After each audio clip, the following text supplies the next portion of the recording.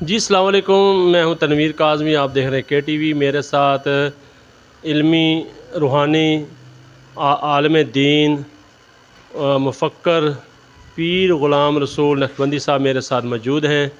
آئیں ان سے بات کرتے ہیں۔ جی السلام علیکم۔ جی وعلیکم السلام ورحمۃ اللہ وبرکاتہ۔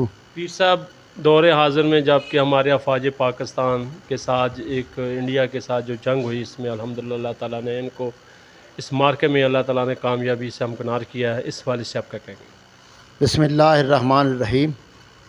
الحمدللہ اللہ کے فضل و کرم سے، اس کی مدد سے اور نبی مکرم صاحب الاولاق صلی اللہ علیہ وسلم کی خاص نظر شفقت سے ہماری فوج نے اس جنگ میں لازوال کردار ادا کیا ہے، اور کفر کو ان کے اس کارنامے سے پتہ چل گیا ہے کہ پاکستان کی فوج ایک نامور فوج ہے، ایک مضبوط فوج ہے، اور یہ فوج جو ہے یہ کفر کے ایوانوں میں لرزہ پر اندام کر دینے والی فوج ہے۔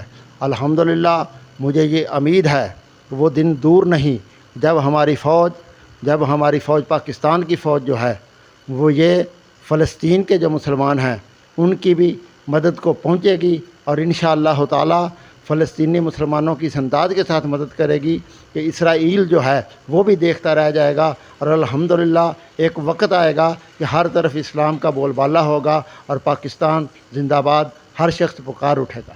جو ہمارے چیف آرمی سٹاف حافظ عاصم منیر صاحب ہیں، ان کو بھی ایک حکومت پاکستان کی طرف سے ترقی دی گئی ہے، اس حوالے سے آپ کہیں؟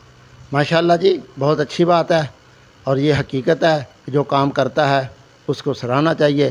فوج نے کام کیا، اس کو بھی سراہا، سپہ سالار نے کام کیا، اس کو بھی سراہنا چاہیے، اور اسی طرح میں یہ سمجھتا ہوں کہ فضائیہ نے جو اپنا کردار ادا کیا ہے ان کو بھی احسن طریقے سے سراہنا چاہیے، کیونکہ فوج کی کمانڈ اپنی جگہ آرمی چیف صاحب نے جو کیا، یہ سربراہ ہیں، بہت اچھا کیا، لیکن جزوی طور پر جو فضائیہ نے اپنا کارنامہ سر انجام دیا ہے، میں سمجھتا ہوں اس کے ساتھ ساتھ انہیں بھی پریفر کرنا چاہیے۔